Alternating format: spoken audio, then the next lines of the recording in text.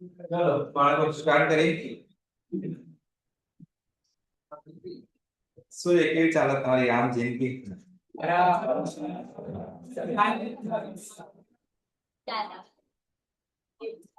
ઊંઘ બહુ આવતી હશે ને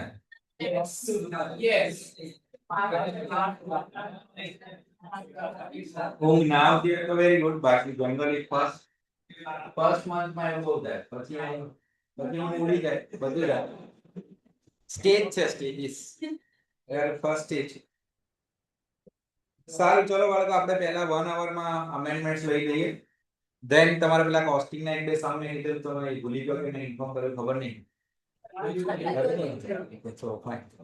सी अमेंडमेंट हमेशा आपको एक्चुअली 2 अटेम्प्ट पे करने पड़ते हैं नॉट ओनली इमीडिएट अटेम्प्ट यानी एक पिछले अटेम्प्ट का वीडियो भी एक बार देख लेने हैं उसका रीजन है कि जब भी अमेंडमेंट आते हैं ऐसा जरूरी नहीं कि उसी अटेम्प्ट में सब पूछ ले नहीं पूछ पाए तो वो अगले अटेम्प्ट में पूछ ले मोस्टली पहले क्या होता था साल में 2 बार एग्जाम होती थी ना तो पिछले अटेम्प्ट के अमेंडमेंट बुक में ही इनकॉर्पोरेट हो जाते थे बट इन यूर केस जो मे अटेम्प्ट के अमेंडमेंट है वो भी तुम्हारी बुक में नहीं हो उसकी हाई प्रोबेबिलिटी है और सप्टेम्बर के तो ऑब्वियसली नहीं होगा એટલે બંને અટેમ્પ્ટના તમારે જોવાના સપ્ટેમ્બર હું અત્યારે લઈ લઉં છું મે और सितंबर में 90% सेम है 10% जो अलग है वो मैं खास बता दूंगा तुम्हारे अटेम्प्ट के लिए पर एक बार जूनू खास જોઈ લેવાનું ખરી सामड़ो जन पता जब मैं आपको ऐसा बोलता हूं कि अमेंडमेंट है ये 20 पेज के तो नसीब अच्छा हो ना तो ये मार्क्स बहुत ज्यादा कैरी करते हैं from 10 marks to 20 marks in total out of 100 but ये सब्जेक्टिव वेरिएशंस कोई बार 8 मार्क का अमेंडमेंट आ जाता है कोई बार 10 मार्क का कोई बार बहुत नसीब खराब हो तो नहीं भी आता और कोई अटेम्प्ट में ज्यादा आ जाता है but institute has that mindset either DT और IDT they will always ask average 10 to 15 marks amendment તો એ સારા કઈ રીતે કહેવાય ખબર છે આ 20 પેજ માં થી તમારા 10 માર્ક આવે એટલે એ રીતે સારું કહેવાય પ્લસ ये 20 पेज है ही नहीं ये 20 लाइन है वो समझा रहे हैं आपको ऐसा कि पहले ऐसा था अब ऐसा है पहले ऐसा था अब ऐसा सो मोस्टली શું થાય આપણને એવું લાગે કે ભાઈ આ બહુ ટેકનિકલ થઈ ગયું પણ કશું ટેકનિકલ છે નહીં बट पूछते कैसे अमेंडमेंट इज ऑलवेज टेक्निकल क्योंकि आप लोगों ने अभी क्वेश्चन आंसर फॉर्मेट में गए हो जीएसटी में डीटी में तो आपको पता चला कि प्रोविजन तो कुछ सिंपल ही बातें करते हैं पर जब हम सम में जाते हैं तो पता ही नहीं चलता कि प्रोविजन क्या था એટલે હંમેશા આવું ધ્યાન રાખવાનું कि अभी जो अमेंडमेंट दिख रहा है वो थियोरेटिकल है बट वो पूछ सकते हैं घुमा फिरा के practical direct question theory connecting amendments અને એમસીક્યુ માં મર્જ કરીને પૂછી શકે. એટલે હું છે ને તમારી વચ્ચે જે બોલીશ કે ये इस तरह से पूछ सकते हैं, તમારે લખી લેવાનું હો, સાંભળते हुए याद રહેશે કે याद नहीं रहे. मैं तो खाली परम्यूटेशन कॉम्बिनेशन बोलने वाला हूँ, ऐसा पूछ सकते हैं, ऐसा पूछ सकते हैं. जो लिखेंगे उनको एग्जाम में याद आएगा, हाँ सर बोलता था एना જેવું આવ્યું.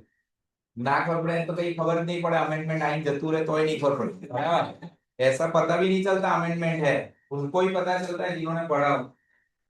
सो टी लिखूंगा मैं जहां पे, that can be direct theory question. Direct theory question जैसे खाली मैं बताता हूं कि कई बार ऐसा था कि ये जनवरी 2025 का क्वेश्चन है, तो कई बार है ना एक पूरा सर्कुलर ही आ जाता, 100 पूरा सर्कुलर है, खाली 1.5-2 पेज का. फिर मैं बच्चों को बोलता था कि ये शॉर्ट नोट है, देख के जाना. तो છોકરાઓને એમ થાય સર શું પૂછાય, પછી બાળકો છે ને આખું ને આખું सर्कुलर જ कॉपी पेस्ट कर नाखे 5 मार्क में. यानी कोई ऐसा पूरा सर्कुलर होगा ना, पूरा सर्कुलर ही कॉपी पेस्ट कर देते पूरा. 100 मार्क्स का जो पेपर होता है ना, उसमें वही का वही पूरा कॉपी पेस्ट कर देते. So you don't presume in that way.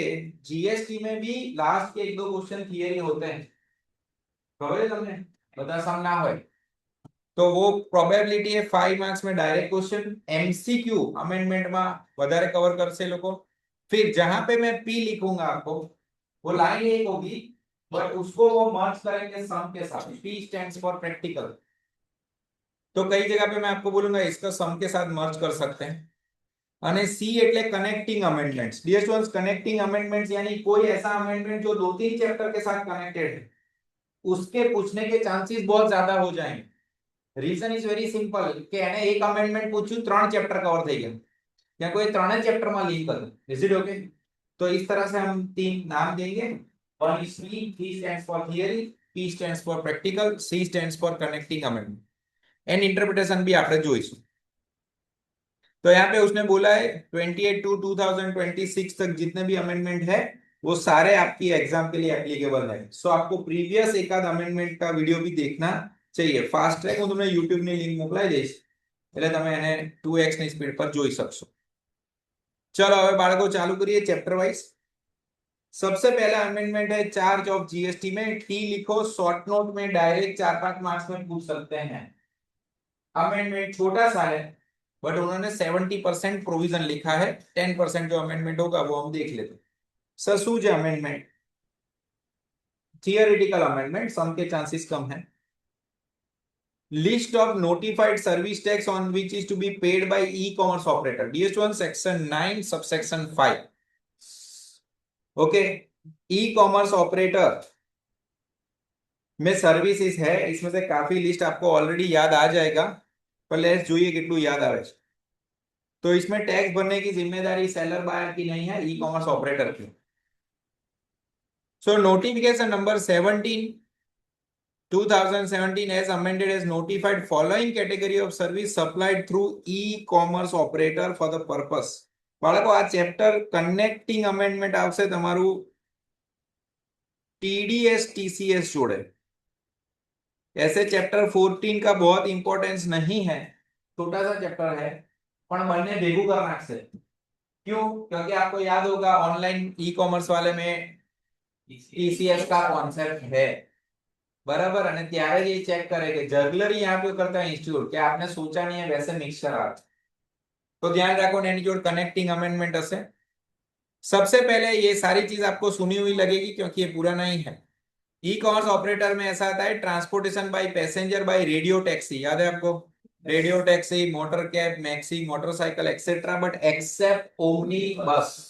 और आपको याद होगा omni bus, transportation of passenger by omni bus except when the person supplying such service through e commerce operator is a company.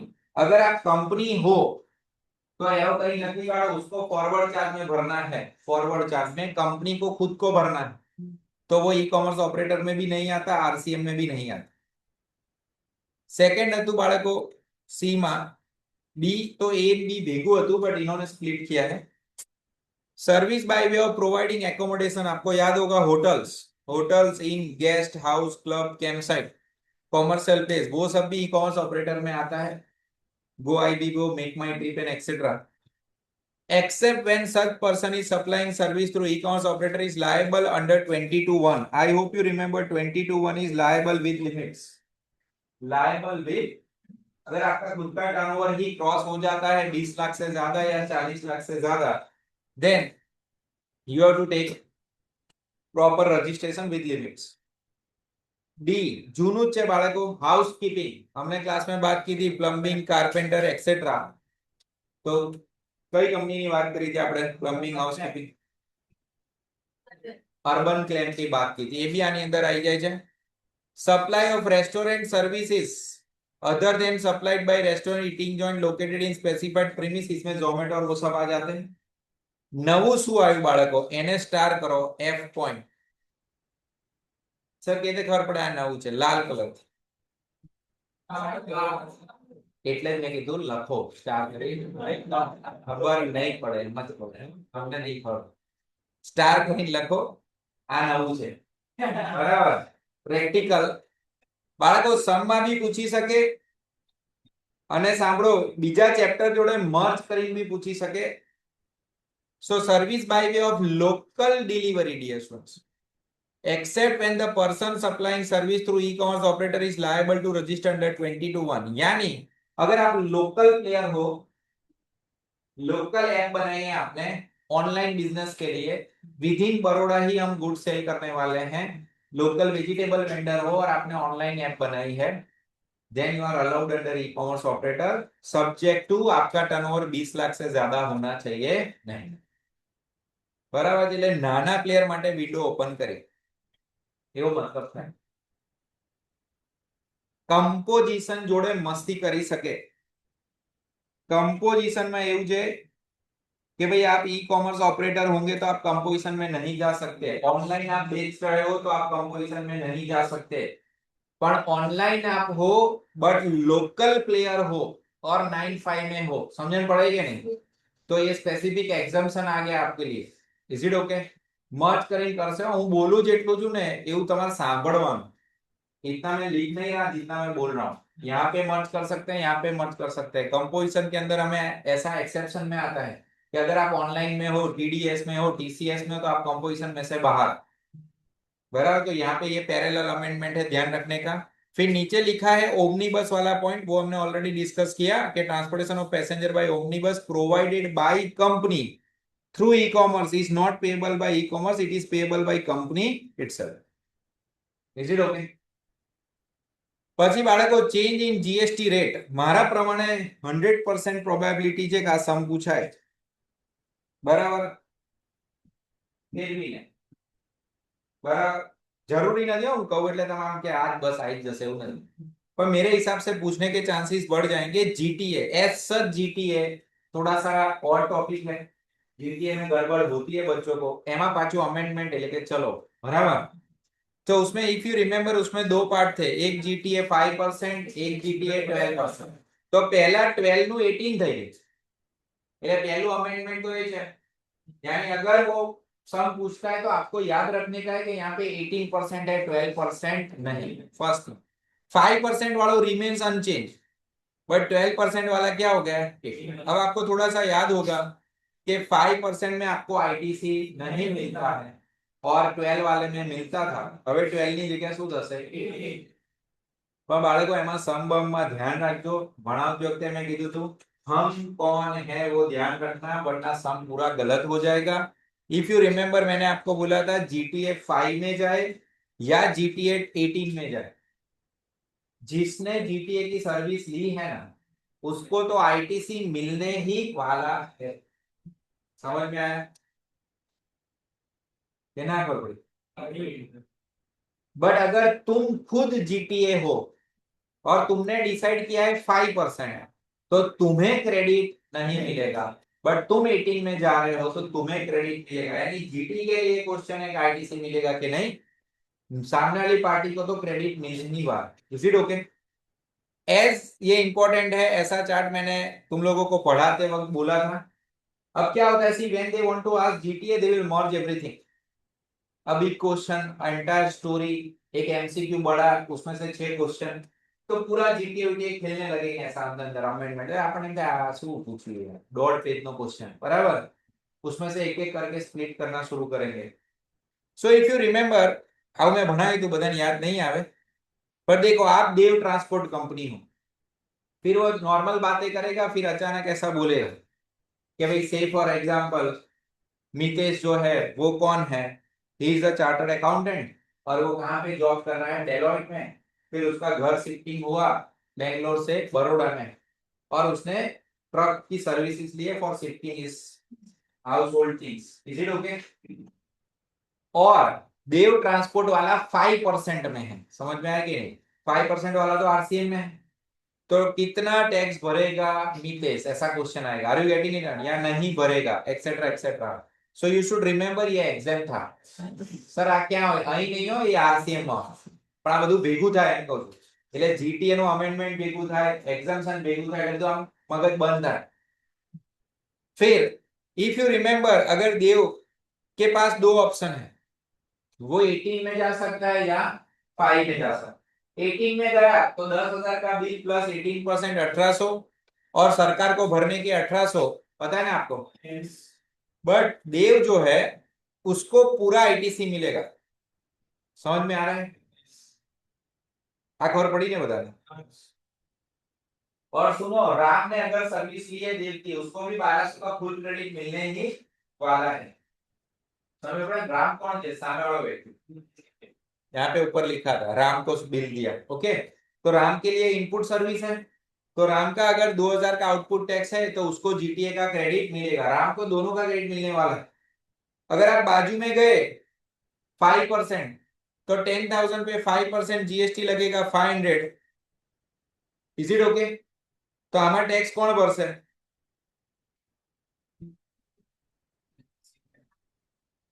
पूछू जो recipient tax भरेगा तो DS देव को ITC मिलने वाली है नहीं देव ने कोई आईटीसी મળશે नहीं बट रिसिपिएंट को 500 रुपए का क्रेडिट मिलेगा मिलेगा पता है ना आपको बाजू में जाते हैं कि देव ट्रांसपोर्ट ने बिल किया है रोहित को इज इट ओके पे टू देव जीएसटी कितने का ट्रांजैक्शन है 1000 5% देव ऐसा बोलता है मुझे 5% में जाना है तो देव नहीं भरेगा वो 5% किसको टैक्स भरना है रोहित को is it okay will Rohit get ITC answer is yes Rohit का अगर 20,000 का टर्नओवर है 18% तो उसको 50 रुपए का भी आईटीसी मिलेगा बट अगर देव ऐसा बोलता है सर मैं 5% में जाने वाला हूं तो रोहित को पैसे भी भरने के रोहित को 500 का 50 का क्रेडिट मिलेगा पर देव ने कोई क्रेडिट મળશે नहीं ये फिर से समझा रहा हूं रिपीट कर रहा हूं तुमने याद फिर इंस्टीट्यूट का ऐसा हुआ कि एक अलग मस्ती करता हाइपोथेटिकल क्वेश्चन आजकल इंस्टीट्यूट ने एवा सॉल्व भी किया है तो मान लो देव ट्रांसपोर्ट बराबर मैं हूं एक जगह पे बीजी जगह है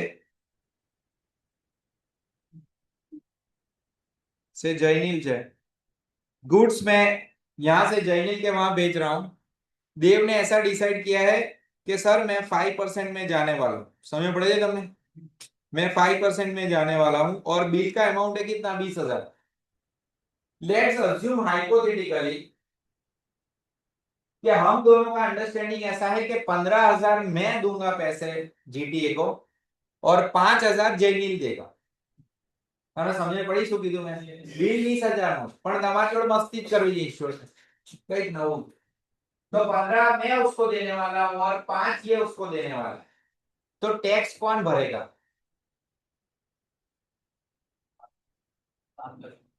which is majority value of supply so 5 lakh का वैल्यू इंक्लूड करके देंगे नहीं देव ने बिल तो 20 का बनाया पर म्यूचुअली ऐसा एग्री किया था कि 15,000 मैं देने वाला हूं और 5,000 जयनील देगा यानी उसको तो 20 मिल जाएंगे ना तो टैक्स कौन भरे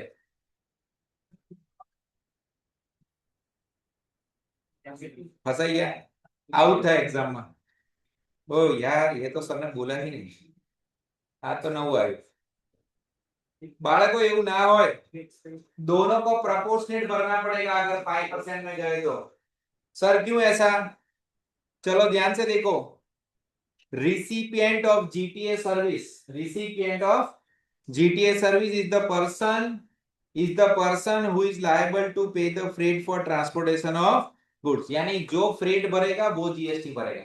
तो मैंने 15,000 भरे, उसने 5,000 भरे, मैं पीएनएल में कितना डेबिट करूंगा? 15,000। वो पीएनएल में कितना डेबिट करेगा?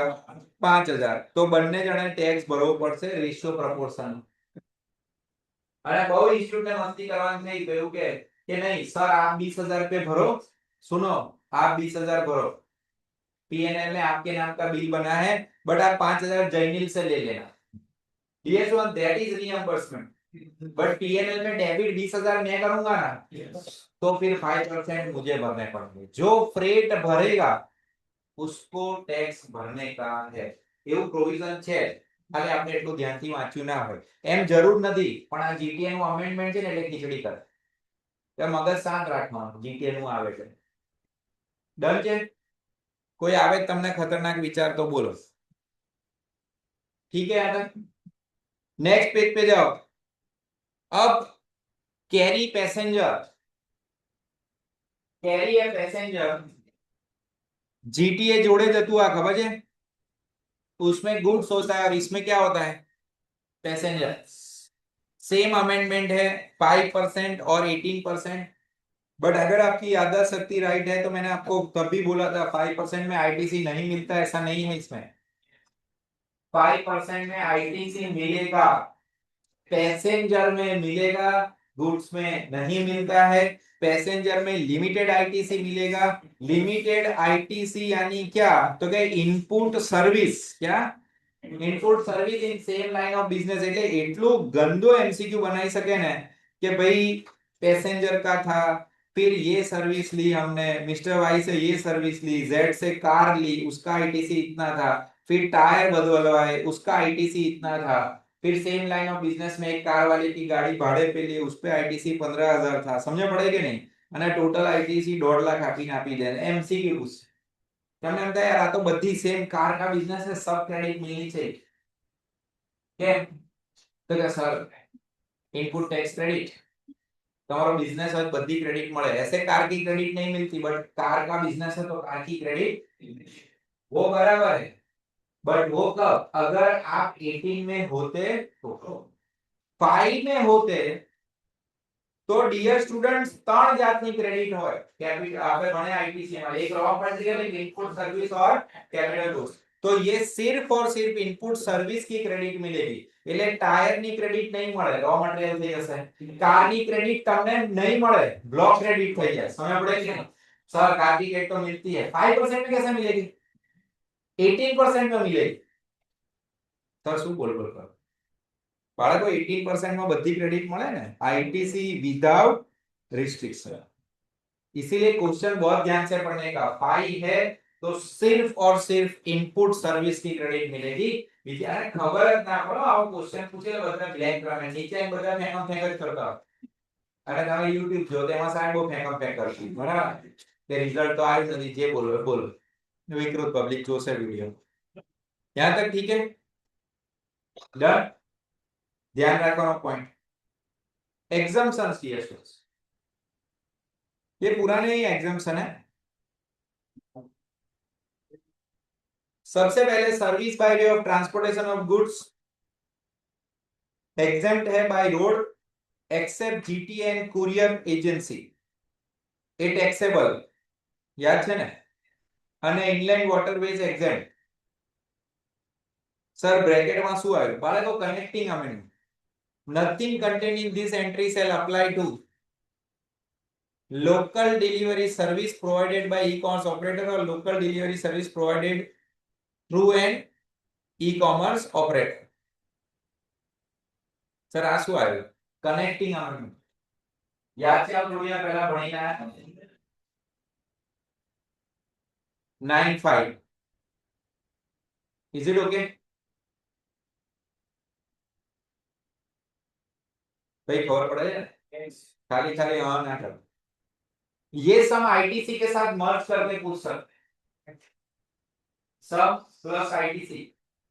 आईटीसी का पहला क्वेश्चन होता है डीएस स्टूडेंट्स, સર જોયા ને આઈટીસી સમ કન્ફ્યુઝન છે સર કહેતા હતા આયુષ સર એકાદ લેક્ચર રાખ્યું છોકરાઓ કહેતા હતા કે કયા છોકરાઓ કોણ એટલું નફટ છે કે હજી આઈટીસી પૂરું નહીં કર્યું પણ રાખો જ કહી દેજો જોયા સમ આઈટીસી પેલા મોટા સમ નથી બધા 10 માર્કના બે તો કરવા જ પડે ને યાર બાકી જ હજી તો કહી દેજો બાકી હોય તો પછી અત્યારે આ જોઈ લો આ સમ કયો છે આ વાળાના બહુ હાઈ ચાન્સીસ છે અને આ પૂછશે કે આ રીતે દેખાય રીતે નહીં પૂછે કે સર એટલે શું ભાઈ કહે છે વ્રત ઇઝ હેવિંગ વન બિઝનેસ તો બિઝનેસ ની વાત કરશે પછી કહે છે વ્રત એ એનો અને એની વાઇફ નો લાઈફ ઇન્સ્યોરન્સ પ્રીમિયમ બરાબર એલઆઈસી દેખાય છે provided by insurer to insure but not as a group not as an individual તો બાળકો એની અંદર તમને એવું કહેશે કે ભાઈ આ પ્રીમિયમ ભર્યું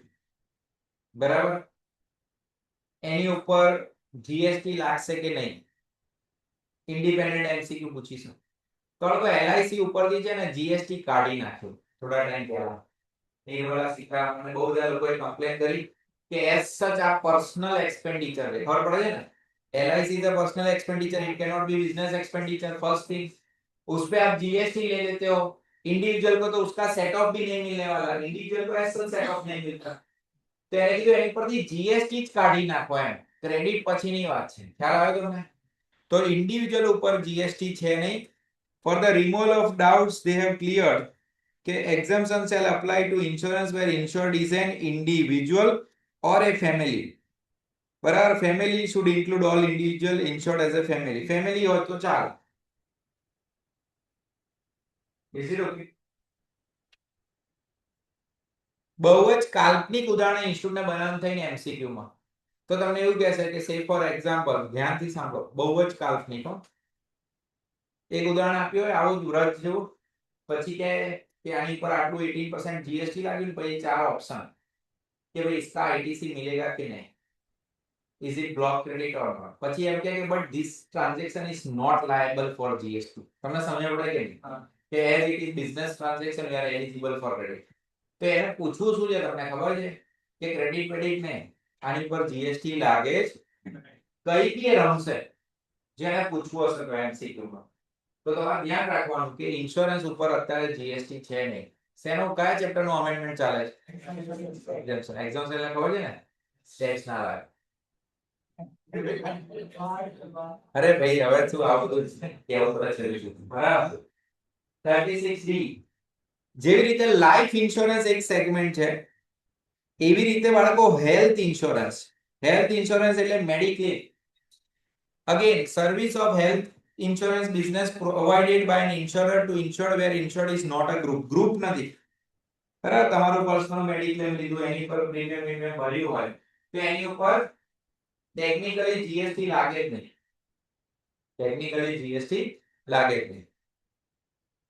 અને બાળકો લાગે તોય તમને યાદ હશે બ્લોક ક્રેડિટ માં હતું આ બધું ખબર છે તમને કે ભાઈ કોઈ બી તમે મેં આવી વસ્તુ કરી હોય ઇન્સ્યોરન્સ ને યાદ હશે ડિરેક્ટર માં આપણે ઇન્સ્યોરન્સ લેતા હતા પછી રમવા જાય સ્પોર્ટ્સ એની કોઈ ક્રેડિટ મળે એસેટ ના મળે પણ હવે તો કહે છે જીએસટી જ ના આવે so exemption shall apply to contract of insurance where insured is an individual or a family again it should be family અને reinsurance of insurance is also exempt reinsurance of insurance is also insurance for insurance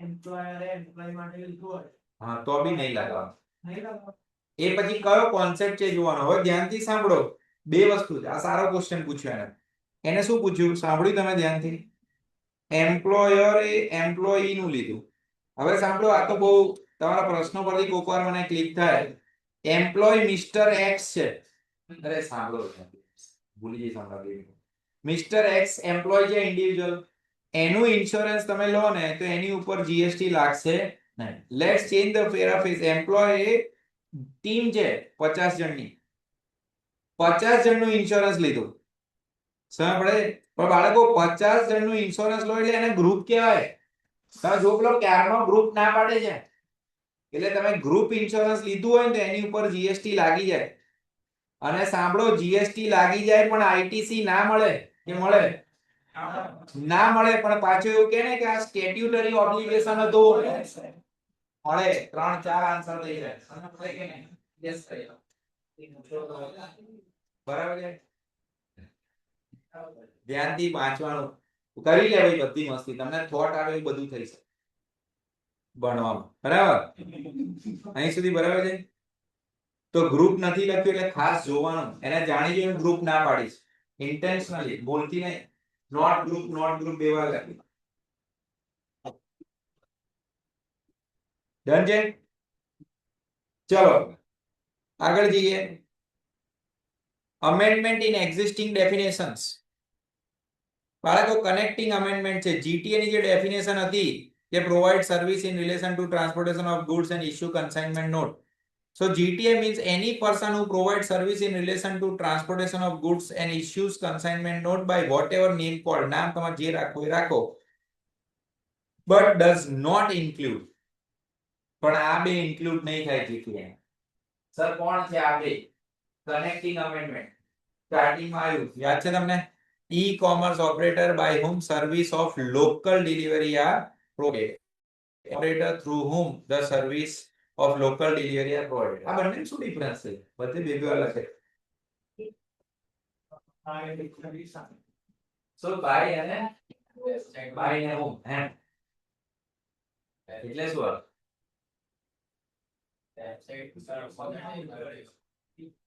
हाँ एक तो तुमने खुद app बनाई है या किसी थर्ड पार्टी के बेस पे आप काम कर रहे हो बट दोनों को ही उन्होंने एग्जाम कर दिया लोकल प्लेयर हाँ लोकल આ બે ચાર વાર આવે ને એટલે બાળકોના પૂછવાના ચાન્સીસ જ વધી જાય જેને આવી સમજણ પડતી હોય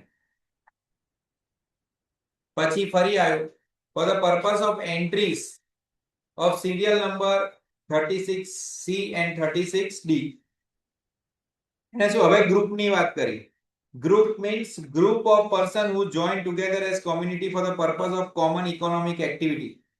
एम्प्लॉयर ग्रुप का इंश्योरेंस लिया है नॉन एम्प्लॉयर एम्प्लॉय क्या लिया है तो उस पे भी उन्होंने क्या बोला है ध्यान से देखो શું લખ્યું છે એકવાર વાંચો તો મારે તમે વાંચો તો તમને શું ખબર પડે પણ આ રેડ કલરનો ફોન્ટ છે તમારે ભલે બ્લેક દેખાય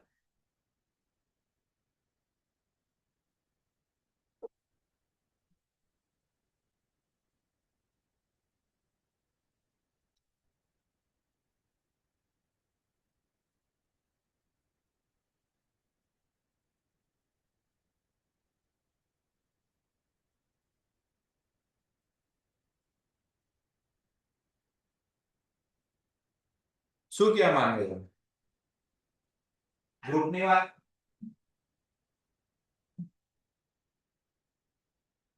થોડો બ્લર થઈ ગયું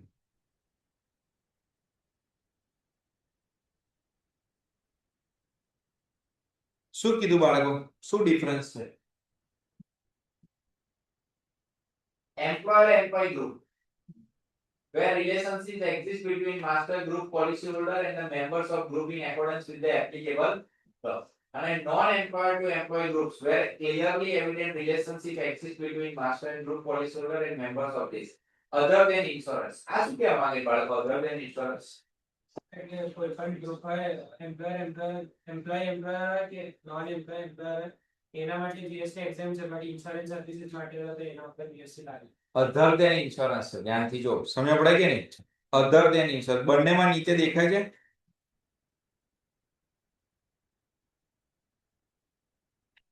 બાળકો બહુ હાઇલાઇટ કરો ના ખબર પડે તો other than availing insurance other than availing insurance એના સિવાય કોઈ બીજી વસ્તુ હોય તો આપણે એને શું કરી શકીશું એક્ઝામ બીજું કઈ બહુ ખાસ હોય નહીં પણ એમને ઇન્સ્યોરન્સ નો પોઈન્ટ ઉપર ઇન્ડિવિજ્યુઅલ નો અહીંયા ગ્રુપ નો લાવતો એટલે પાછું હેલ્થ ઇન્સ્યોરન્સ એવું આવ્યું health insurance means the effecting contract which provides sickness benefit or medical surgical hospital expense benefit whether in patient or outpatient travel cover and personal accident cover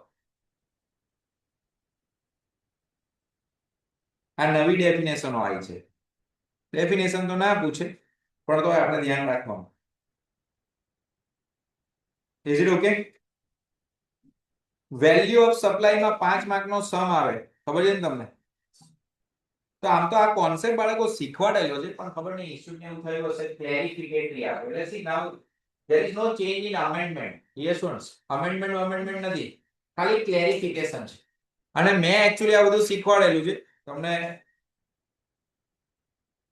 તમને કદાચ એવું યાદ આવી શકશે, તમારી યાદદાસ્ત શક્તિ સારી હોય તો. Clarification on various doubts relating to treatment of secondary and post sale discount. तो वैल्यू ऑफ सप्लाई में डिस्काउंट माइनस होता, बट दो तरह के डिस्काउंट थे. હું બોલી જ કાઢું છું, કોઈ તમને યાદ ના માર પૂછ્યું નહીં. एक पहले थी विजिबल હોય, इनवॉइस में माइनस करते हैं, वो माइनस हो गया.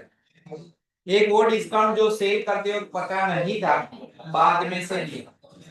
पोस्ट डिस्काउंट मिलने की 3 कंडीशन थी. पहले तो आपका एग्रीमेंट होना चाहिए, दूसरा इनवॉइस वाइज या क्रेडिट नोट चेंज करना पड़ेगा, और तीसरा proportionate ITC reversal by recipient. याद છે આવું? પણ આનો કોઈ સમ નતો, એવું ખબર તમને? હું તમને ખાલી સમજાવતો હતો કે આ થિયરી આપી કે આનો મતલબ થાય, પણ पीछे जो सम थे उसमें इसका कोई सम था.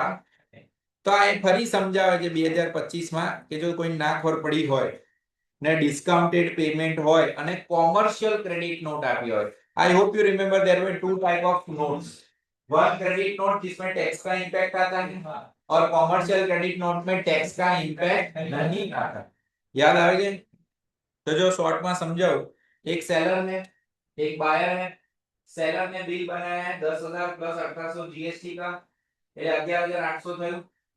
बायर को तो 1800 का क्रेडिट मिलने ही वाला है, बट लेट्स से बायर ने सामने वाली पार्टी को सिर्फ 11,000 रुपए दिए. कितने? 11,000. So you have an option to revise the invoice. Is it okay? So if you revise the invoice और total 11,000 करोगे तो obviously टैक्स का वैल्यू कम हो जाएगा, तो तुम्हारे भी क्रेडिट बदलनी पड़े. याद है ना? अगर सेलर रिटर्न बदलता है तो. बट मान लो सेलर बोलता है ऐसी छोटी छोटी फालतू चीजों के लिए कुछ चेंज नहीं करना, तो इसने इसको कॉमर्शियल क्रेडिट नोट दे दी 800 रुपए की. Is it okay? और ध्यान से सुनो, सेलर ने जीएसटीआर 1 में कोई चेंज ही नहीं किया. ખબર પડે છે ને? આપણે કઈ જે ભર્યું એ ભર્યું, એટલે એને સરકારને કેટલા ભર્યા, તો આને કેટલી ક્રેડિટ મળશે? ભલે તમે પૈસા પાર્ટીને 800 રૂપિયા ઓછા આપે. આવું યાદ આવે છે કઈ? એ ફરી સમજાવે કે કદાચ કોઈ ના સમજણ પડી હોય. બરાબર? ખ્યાલ આવશે? તો જો એવો ક્વેશ્ચન હતો, whether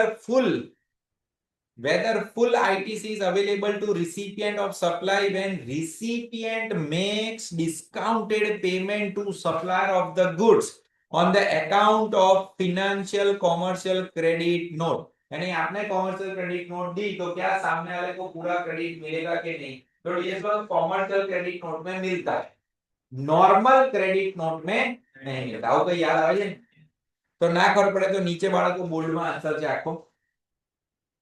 Thus, it is clarified that the recipient will not be required to reverse input tax credit attributable to discount provided on the basis of financial commercial credit note issued by supplier, as there is no reduction in original transaction. Original transaction में आपने पूरा tax भरा ही है, तो उससे कोई फर्क पड़ेगा. Is it okay? Clear है? પછી બાળકો બીજો પોઈન્ટ છે, પોસ્ટ સેલ ડિસ્કાउंट अगर किसी को लेना है तो क्या करने का? तो बाजू में बाळको जग्या लखी काढो. याद है? पोस्ट सप्लाई डिस्काउंट लेना है तो क्या करने का? आ 3 पॉइंट.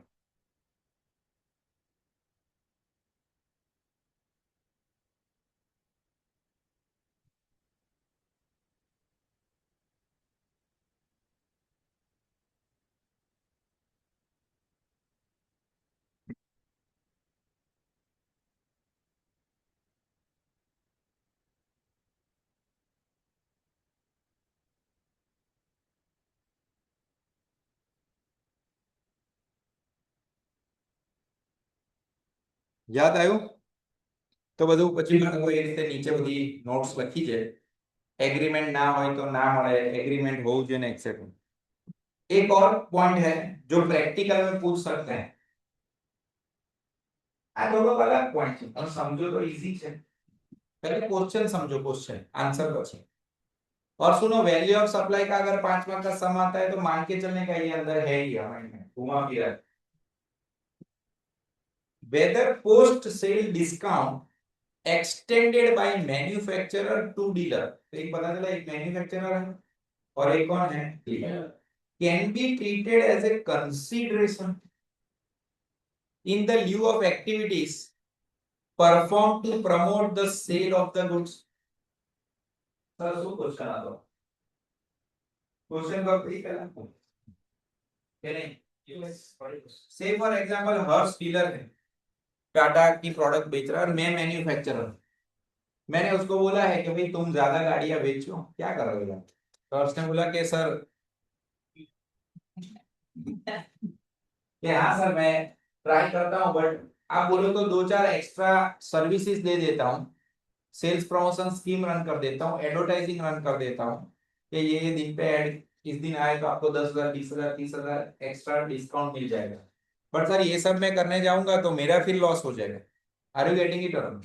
तो क्या आप मुझे आपके परचेस प्राइस पे कुछ डिस्काउंट दोगे कि नहीं? तू बोले बहुत बड़ी कंपनी, मान लो मैं उसको 4 लाख में गाड़ी दे रहा हूँ, वो आगे 5 लाख में दे रहा है, अब वो डिस्काउंट स्कीम करके 470 460 470 में गाड़ियां बेच रहा है, तो उसका 30 लॉस हुआ। तो वो मुझे क्या बोल रहा है, एक बार सर अपना प्रोडक्ट जा रहा है तो आप मुझे 4 की जगह 370 380 में दो। क्वेश्चन है वो दे, whether post sale discount extended by manufacturer to dealer can be treated as consideration in the lieu of activities performed to promote the sale. Answer is yes, but उन्होंने जो एक्सप्लेनेशन किया है ना वो एक बार पढ़ता हूं वरना आपको पता नहीं चलेगा। ये શું કહે છે, when dealer receives such post sale discount, so what will happen, dealer what Hers will do, they will engage in promotional activities to boost sale. However, the activity ultimately enhance the sale of goods that dealer themselves own, thereby increasing their own revenue also. In this context, discount merely reduce the sale price of goods and not linked to independent service rendered to manufacturer. तो पहला answer उसने क्या लिखा, आप ऐसा कुछ करोगे तो आपकी इनकम बढ़ने वाली है ना, बराबर, उसमें आप डिस्काउंट तो दे ही रहे हो। Therefore, it is clarified that post-sale discount offered by manufacturer to dealer in such case, underline करो, shall not be treated as consideration. એટલે પહેલા ના પાડી દીધી એને, તો બી આન્સર આપણે છે, હા બી આન્સર આપણે એટલે इंपॉर्टेंट। पहला उसने क्या बोला कि भाई आप हर्ष अगर डिस्काउंट देगा तो हर्ष का ही सेल बढ़ रहा है ना भाई, मुझे क्या फर्क पड़ा, और हम दोनों ने पहले से कोई एग्रीमेंट नहीं किया था, तो आपको याद है ना पोस्ट सप्लाई डिस्काउंट के लिए एग्रीमेंट होना चाहिए सबसे पहले, याद है ना, तो यहाँ पे मुझे माइनस मिलेगा नहीं, ऐसा बोला है पहले पैरेट। बीजा में आंसर फरी है जो, however GST would be leviable in case when dealer undertakes specific sales promotional activity, मान लो कुछ सेल्स promotional activity वो रन कर रहा है हर्ष, such as advertisement campaign, co-branding, customization, special sales drive, exhibition arrangement, customer support, only when, underline, these services are explicitly stated in agreement, यानी अगर ये सब चीज एग्रीमेंट में लिखी हुई है कि अगर आप ये सब करोगे तो हम आपको डिस्काउंट देंगे, तो ये इनडायरेक्टली तो एग्रीमेंट हो गया ना, तो explicitly stated in agreement with clearly defined consideration also, कि इतना इतना करोगे तो 10,000 का डिस्काउंट, इतना इतना करोगे तो 20,000 का discount for such supply, then in this case the dealer would provide a distinct service to supplier and accordingly GST would be charged.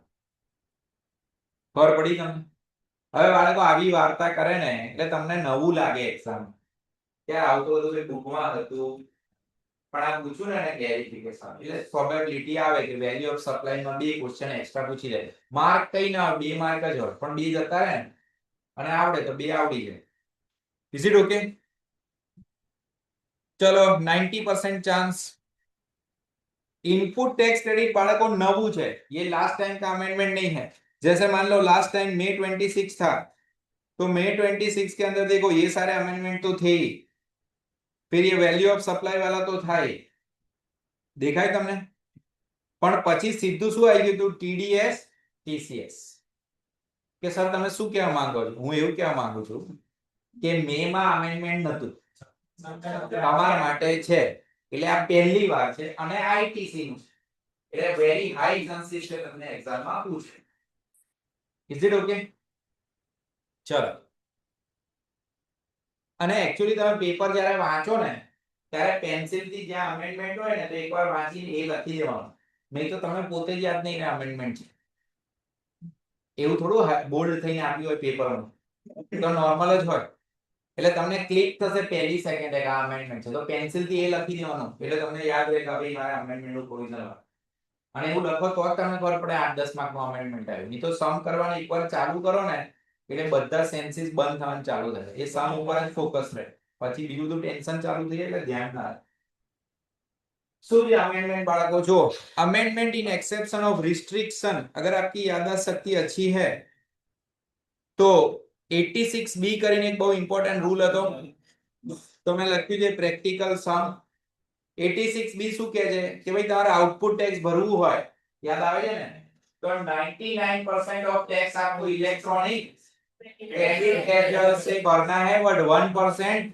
Cash ledger से भरना है અને મેં તમને કીધું તું સસ્પેન્સ માં આવી જાય સમ ખબર જ ના પડે 86B है कि नहीं वो बोलेंगे नहीं तो आपको खुद पता चलना चाहिए તમને પડે છે ને એક એમસીક્યુ માં આપ્યું તું 80 લાખ નું સેલ હતું કઈ યાદ નહીં જવા દો बराबर तो क्वेश्चन होता है एक मंथ का क्वेश्चन देंगे तुम्हें जून मंथ का फिर बोलेंगे इस मंथ का टर्नओवर 80 लाख है बराबर उसका 10% जीएसटी भरने का है 8 लाख પછી नीचे वो कैसे कि उस मंथ का परचेज जो है वो 9 लाख है समझ में आ रहा है उसका 10% आईटीसी यानी कितना होगा 90,000 तो टैक्स भरवा तो आवश्यक नहीं પણ આવશે કેમ કેમ કો ટર્નઓવર કેટલો તો 80 લાખ 80 લાખ હોય એટલે 86B ऑटो एक्टिवेट થાય ऑटो एक्टिवेट 50 लाख से ज्यादा मंथली टर्नओवर हुआ ना तो 86B ऑटो एक्टिवेट होता है वरना पता चलेगा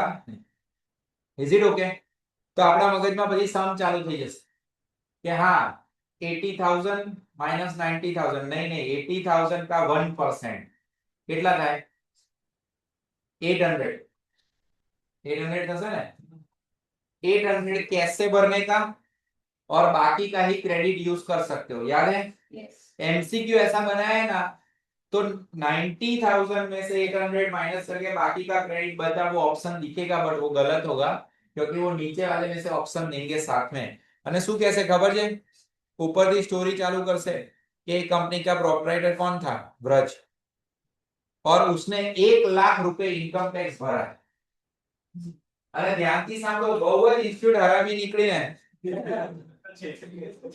अरे तो 1 लाख रुपए जो તમે કહેશો કે ये तो एक्सेप्शन में 86 एप्लीकेबल नहीं है समझ में आ रहा है પણ અહીંયા 1 ईयर આપ્યું છે સાંભળો आपको ये एग्जम्पशन तभी बेनिफिट मिलेगा अगर पिछले 2 कंटिन्यूअस ईयर आपने 1-1 लाख भरा है ये तुमने શું કહેશે કહો જે पिछले साल हमने 1 लाख भरा है और उससे पहले साल हमने 80,000 भरा है तो भाई थप्पो दઈએ समझ पड़ेगी नहीं कि 2 साल भरा होना चाहिए लास्ट 2 इयर्स नॉट 1 ईयर तो आपको 86B एप्लीकेबल नहीं है यानी आपको फुल क्रेडिट मिलेगी हाँ 86B नॉट एप्लीकेबल का मतलब 1% कैश लेजर की जरूरत नहीं પછી બીજું आपको पिछले साल रिफंड मिला था कितना रिफंड मिला था 1 लाख रुपए से ज्यादा रिफंड मिला तो टैक्स भरने के लिए क्यों बोल रहे हो उसके बाद फिर से आपको रिफंड मिला था 1 लाख रुपीज से ज्यादा of unutilise input tax credit unutilise input tax credit आपको बहुत याद नहीं होगा बट 86B पढ़ रहे थे तब एक इन्वर्टेड ड्यूटी स्ट्रक्चर था इन्वर्टेड ड्यूटी स्ट्रक्चर यानी इनपुट पे टैक्स ज्यादा है आउटपुट पे टैक्स कम है तो लाइफ टाइम आईटीसी ज्यादा ही या फिर आप ZRS में हो ZRS याद है आपको जीरो रेटेड आउटपुट पे टैक्स नहीं है और इनपुट का रिफंड मिलेगा तो वो तो लाइफ टाइम ही मिलने वाला है ना तो आने તમારે કેશ ભરવાનું કહેવાની જરૂર નથી પછી ક્યુમ્યુલેટિવલી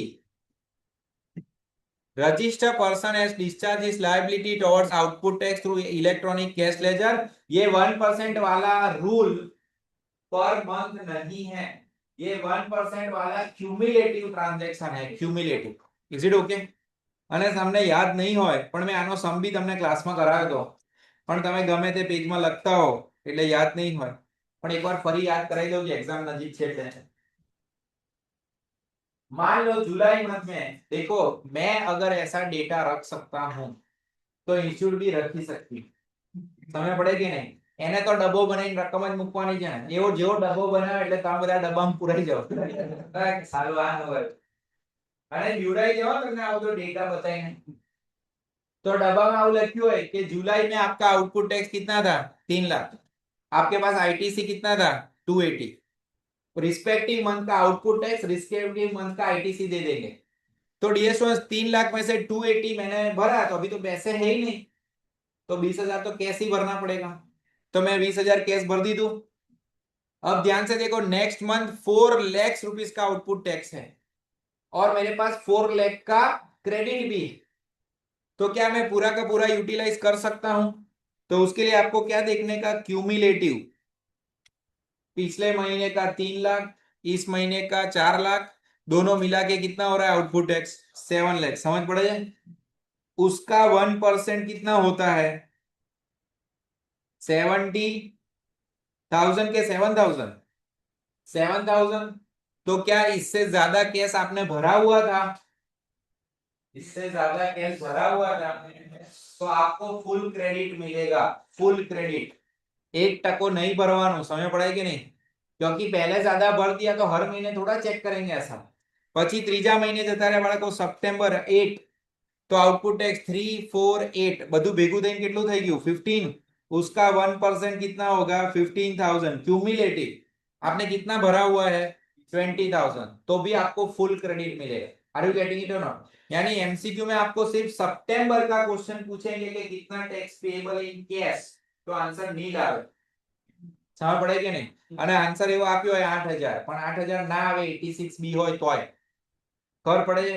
अब ध्यान से देखो उसके बाद अक्टूबर में 30 लाख हो गया, तो ऊपर से ऐड करते करते आया तो 45 लाख हुआ. 45 लाख का 1% कितना होता है 45,000. समझ में आ रहा है? बट मैंने कितना भरा था 20. समझ में आया? अगर मेरे पास क्रेडिट, अगर मेरे पास क्रेडिट 34 लाख भी अगर है तो भी मैं पूरा क्रेडिट यूज नहीं कर पाऊंगा. क्यों? क्योंकि मेरा क्यूमुलेटिव कैश बैलेंस कम हो गया.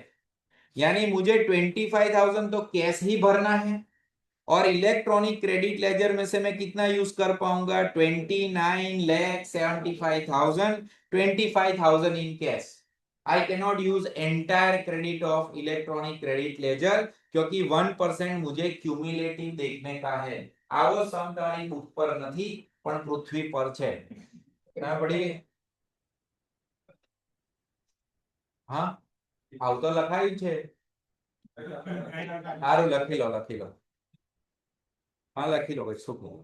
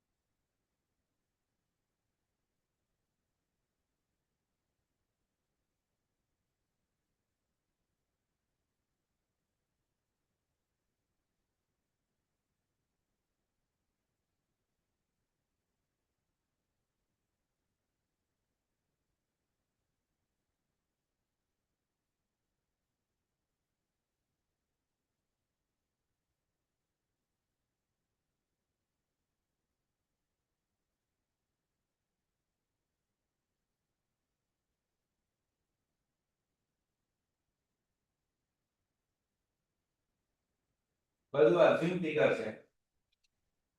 આ કેલ્ક્યુલેશન ક્યુમ્યુલેટિવ છે.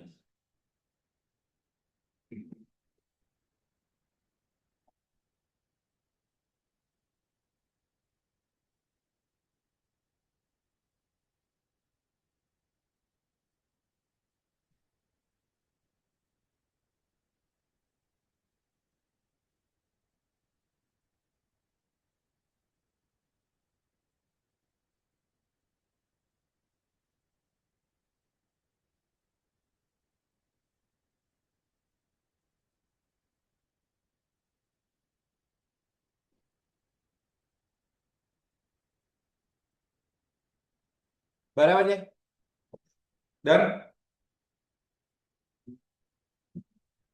2 मार्क में तो पूछ सकते हैं ऐसा घुमा फिरा के स्टोरी। चलो પછી अगर आप गवर्नमेंट डिपार्टमेंट के हो तो आपको ये रूल एप्लीकेबल नहीं है, पब्लिक सेक्टर में ये रूल एप्लीकेबल नहीं है, लोकल ऑथोरिटी और स्टेट्यूटरी। અને બાળકો એક્ઝામમાં પૂછાય આજે સર કયું એપ એ નવું છે તો કેતે ખબર પડે લાલ અક્ષર તમારે લખવાનું આ સાચી નાખવાના નહીં તો પાના ખોવાઈ જશે 20 તમારા તો એક માત્ર એક અંદર લખવાનું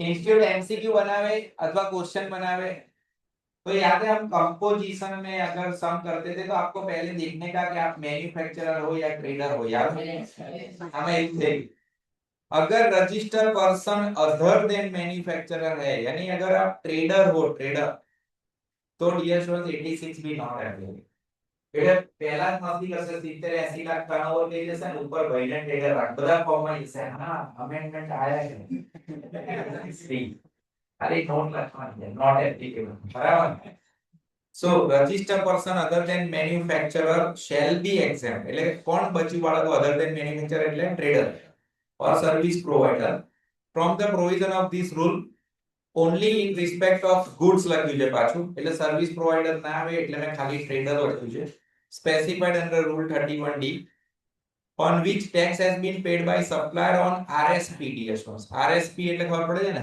रिटेल सेल प्राइस MRP बहुत इंस्टीट्यूट को और क्वेश्चन पूछना है तो आपको बोलेंगे कि वो MRP में नहीं डील कर रहा किस में डील कर रहा है ट्रांजैक्शन वैल्यू तो फिर 86B एप्लीकेबल एमआरपी में हो तो 86B नॉट एप्लीकेबल આપણે નોટ એપ્લીકેબલ જ વાંચીએ ઉપરથી बट अगर ट्रांजैक्शन वैल्यू लिखा उसने कि भाई एमआरपी पे नहीं बेच रहा हूं मैं मेरा बिलिंग कर रहा हूं तो फिर ये रूल एप्लीकेबल होगा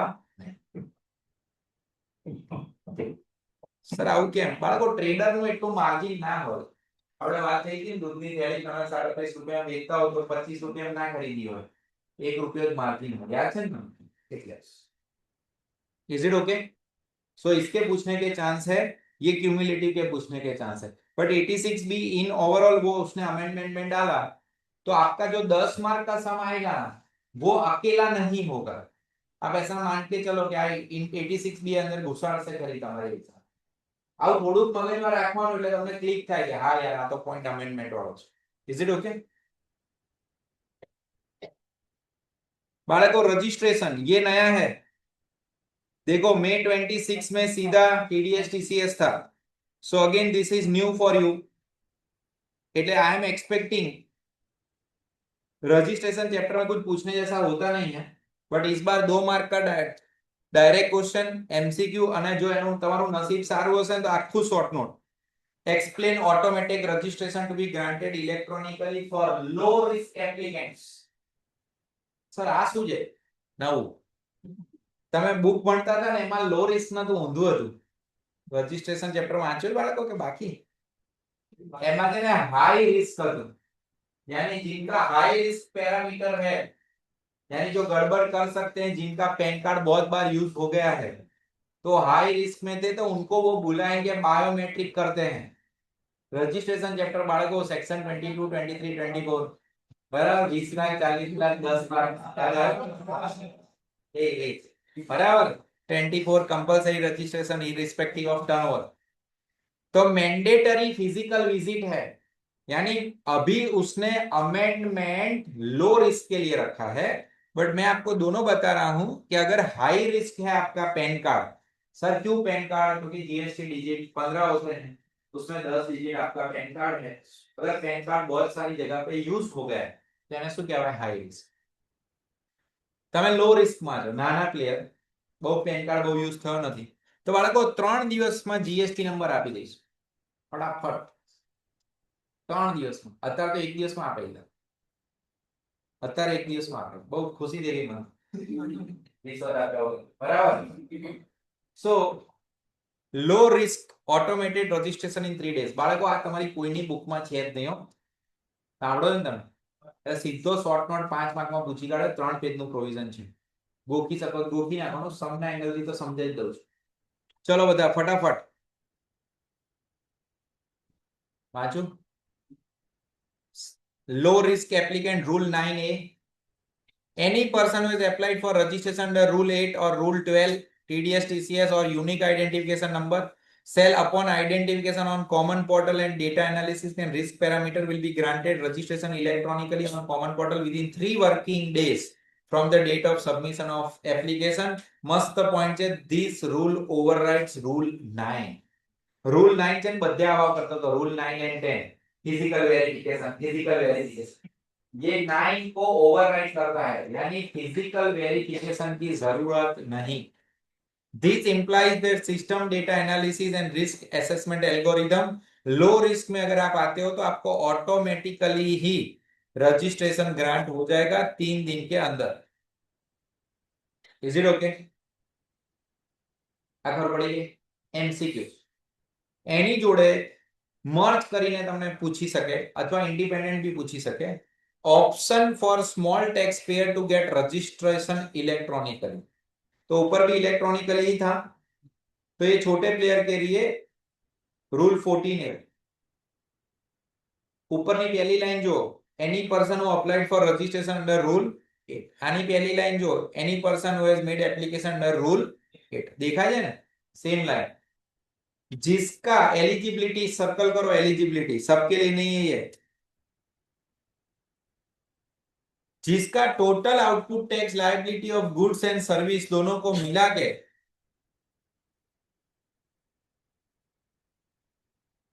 output tax liability of goods और service made to register person CGST SGST compensation does not exceed 2.5 lakhs per month. આનથી ઓછું ટેક્સ લાયબિલિટી હોય 6000 જોડે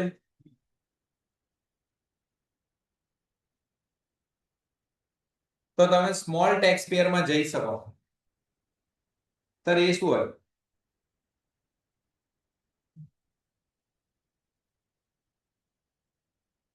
બાળકો બધા ધ્યાનથી જો 14 પણ તમને રજીસ્ટ્રેશન કઈ રીતે મળશે? તો કે સૌથી પહેલા તો મસ્ટ आधार ऑथेंटिफिकेशन में कोई ऑप्शन नहीं मिले. पर डियर स्टूडेंट्स आधार ऑथेंटिफिकेशन नहीं सब चेक हो ही गया, क्योंकि आधार नंबर है उसका मतलब आपका थंब इंप्रेशन है, आपका घर है, एड्रेस है, फोटो है, सब है ही. तो કે આધાર ઓથેન્ટિફિકેશન તમે કરશો ને તો અમે ફિઝિકલ વેરિફિકેશન કરવા આવીશું નહીં. Single registration. But dear students ये रजिस्ट्रेशन आपको एक स्टेट में एक ही मिलेगा. Only one registration per state. Sir मैं तो ऐसे भी ऐसा ही होता है. नहीं, ऐसा नहीं होता. आपको एक स्टेट में 2-3 रजिस्ट्रेशन चाहिए तो मिल तो सकता है ना.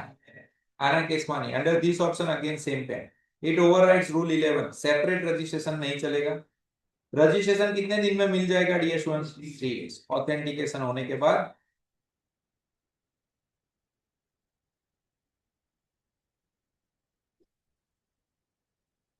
Is it okay? પણ આમાં કોણ જઈ શકે બાળકો જેનો આઉટપુટ ટેક્સ લાયબિલિટી કેટલું હોય?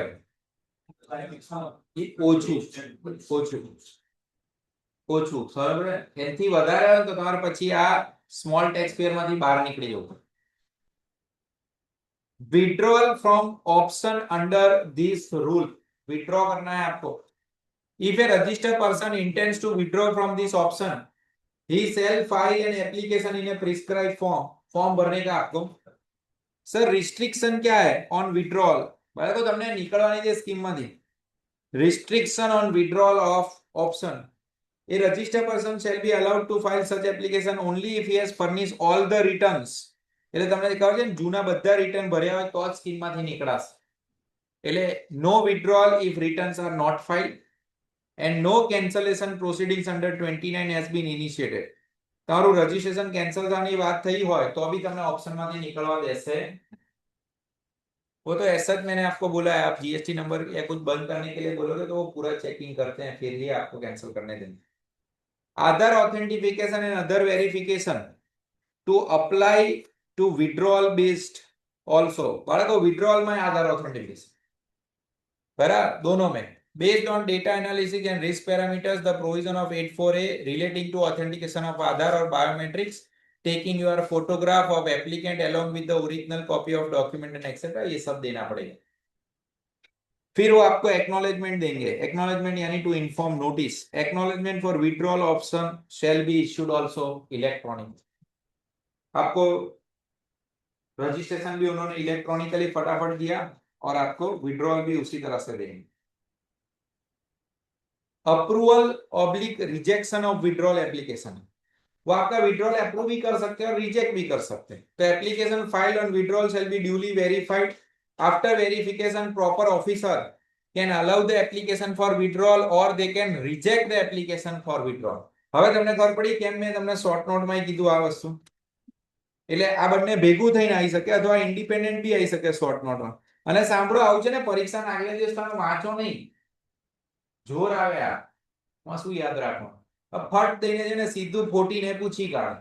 5 માર્ક શોર્ટ નોટ. એટલે શું થાય એનું અમેન્ડમેન્ટ બી પૂછાઈ જાય અને સીન કરવાના હોય એને થઈ જાય સીધા 5 માર્ક. અને તમે ફેંકો શું આમ તમે વાંચ્યું ના હોય તો ફેંકવા માટે સ્ટોરી ખબર હોય. આની તો સ્ટોરી જ ના ખબર હોય ને ફર્સ્ટ ટાઈમ આવ્યું.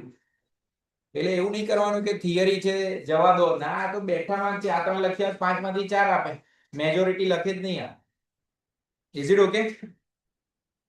एक बार आपने विड्रॉ कर लिया registered person will able to furnish the detailed output supply of goods and service exceeding 2.5. आप स्कीम में से बाहर तो आप 2.5 से ज्यादा भर सकते. Once registered person has been allowed to withdraw the option तो आप उनको इन्फॉर्म करोगे गवर्नमेंट को. He cannot raise their output tax liability beyond a prescribed limit. एक बार स्कीम में से चले गए फिर वापस आपको उसमें जाना होगा तो वो आपको जनरली अलाउ करेंगे नहीं. તરત તો એમ બી અલાઉ નથી કરતા. તમને યાદ હશે રજીસ્ટ્રેશનમાં એવું ભણ્યા હતા આપણે कि एक बार रजिस्ट्रेशन कैंसिल कर देते ना तो आप तुरंत अप्लाई भी नहीं कर सकते. याद है आपने?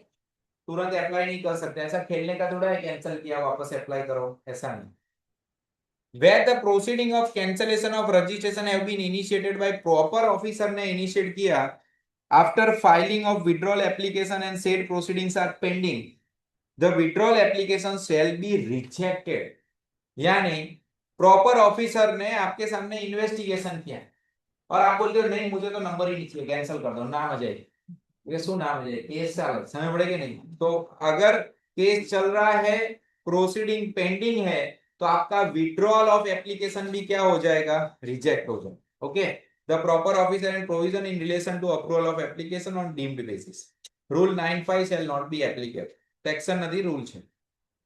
Changes in particulars furnished in registration applicable when the changes in particular furnished in application of registration is prescribed in such a form it should be amended. એટલે બાળકો તમે સ્મોલ માંથી રેગ્યુલર માં જવું હોય તો જાવશો તો એ લોકો રજીસ્ટ્રેશન માં એવું લખીને આપી દેશે. थियोरेटिकल क्वेश्चन पॉसिबल कम के चांसेस थोड़े कम. तो बाळको બે નવા રૂલ આયા બાળકો 9A ને 14A. સમજ પડી તમને? અમેન્ડેડ રૂલ 9A અને 14A. 9A શું હતો? પહેલો લો રિસ્ક વાળાને 3 દિવસમાં જીએસટી નંબર આપી દેવાનો અને 14A યાદ રાખો તો બી સારું કે ભાઈ સ્મોલ ટેક્સ પેયર ને રજીસ્ટ્રેશન ઇલેક્ટ્રોનિકલી ફટાફટ મળી જશે. Is it okay? 3 दिन के अंदर ही. પછી બાળકો એને શું અમેન્ડમેન્ટ આપ્યું છે? રૂલ 10(1) सेम ही है, कुछ खास नहीं कि रूल 9A और 14A उसमें अमेंडेड हो गया. रजिस्ट्रेशन सर्टिफिकेट वही का वही है. Principal place of business additional place of business में इसको लगा देना है आपको. और मोस्टली क्या आपको रखना है? स्टेट कोड पहले 2 डिजिट वो तो पहले भी थे ही. હવે છે ને જીજે પછી 10 डिजिट्स એનું હોય પેન કાર્ડ પછી 2 डिजिट कैरेक्टर एंटिटी અને છેલ્લું એક ચેકસમ कैरेक्टर. इसमें कोई चेंज नहीं. नंबर तो यही होगा ना 15 डिजिट. याद રહેશે? चलो बाळको પછી આ જૂનું અમેન્ડમેન્ટ છે રિપીટ થયું કનેક્ટિંગ અમેન્ડમેન્ટ. ટીડીએસ ટીસીએસ યાદ છે? ચાર્જમાં મેં તમને કીધું હતું આ એ જ છે. આખું કોપી પેસ્ટ કર્યું છે ઈ કોમર્સ ઓપરેટર માટે. ફરી બહુ ધ્યાનથી જો એનું એક મળશે passenger radio taxi except omnibus एमआई बी में आई जतु ओमनीबस पण except if e commerce operator is company तो वो सेल्फ भरेगा આવી જ બે ફુદરડી હતી ત્યાંથી કોપી પેસ્ટ પછી હોટલ્સ ઇન દેખાય છે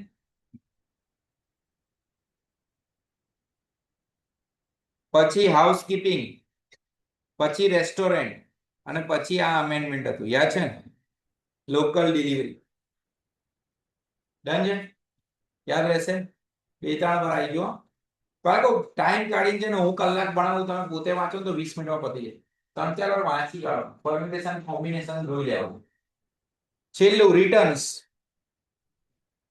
હવે મારું એવું માનવું છે કે રિટર્ન્સ ચેપ્ટર લિસ્ટ પૂછાતું ચેપ્ટર છે પણ અમેન્ડમેન્ટ આવે ને એટલે પૂછી કાઢો એમાં તો તારીખો જ યાદ રાખવાની કઈ છે નહીં ચેપ્ટર શું છે બાળકો એન્યુઅલ રિટર્ન ભરવાની છેલ્લી તારીખ એવું પૂછી કાઢે કે ભાઈ ભવ્ય જે છે એનું ટર્નઓવર 1.8 કરોડ સમજ પડે કે નહીં શું હતી બાળકો બોલો છેલ્લી તારીખ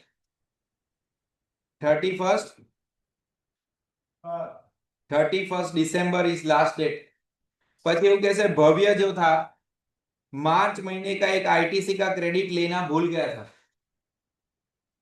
बराबर तो कब तक वो क्रेडिट ले सकता है 30th of November और 31st December વિચાર ઇસ યાદ છે ને આવું બધું તો વિચાર ઇસ અર્લિયર માં આવે આની પહેલા ક્રેડિટ લઈ શકે એવું ખબર પડી ગઈ સાંભળો છો ને બધા ધ્યાન ક્વેશ્ચન હવે આવશે આ યાદ છે ને પ્રોવિઝન હવે જો એની જોડે filing of annual return exempt in specific case એટલે સાંભળો શું કહેવા માંગુ છું exempt in specific case એટલે શું આને એન્યુઅલ રિટર્ન ભરવાની જરૂર જ નથી એટલે ટ્રિકી ક્વેશ્ચન કેવો બનાવે ખબર છે કે ભાઈ એન્યુઅલ રિટર્ન ભરવાનું ભૂલી ગયો ભવ્ય અને એનું ટર્નઓવર શું હતું 1.8 કરોડ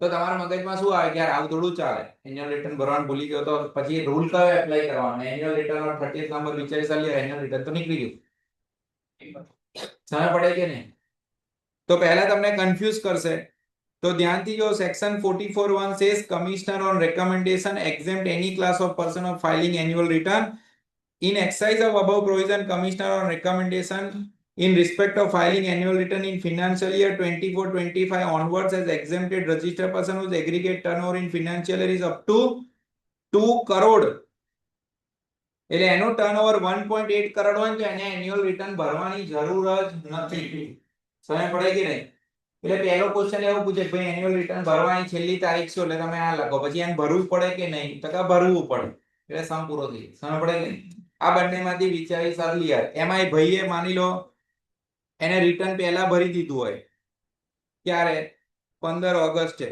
તો યાદ છે ને આ બંનેમાંથી શું આવે વિચારી અર્લી એટલે 15 ઓગસ્ટ પહેલા ક્રેડિટ લેવી પડે પછી તમને એવું કહે કે ભાઈ उसको रिटर्न नहीं भरना है तो चलेगा એટલે તમે કોઈ નહીં ચલેગા પણ અમેન્ડમેન્ટ ખબર હોય તો શું થાય ચલેગા અને માની લો ચલેગા તો 15 ઓગસ્ટ એને ના ભર્યું તો ક્યાં સુધી એ ક્રેડિટ લઈ શકશે 30 નવેમ્બર સુધી સર બે માંથી એક કન્ડિશન જતી રહે છે એક રહે હા હાર્મોનિયસ રૂલ ઓફ કન્સ્ટ્રક્શન ખબર છે ને તમને એવું નહીં કે ભાઈ ઉડાઈ દો બધું જેટલા ધ્યાનથી સાચવી શકો એટલાને સાચવો યાદ છે ને એટલે ભણવાનું વિચારો પૂરાપતિ થઈ ગયા છે અહીં સુધી બરાબર છે આ યાદ રહેશે તો બાળકો આટલા અમેન્ડમેન્ટ છે બીજું કઈ બહુ ખતરનાક નહીં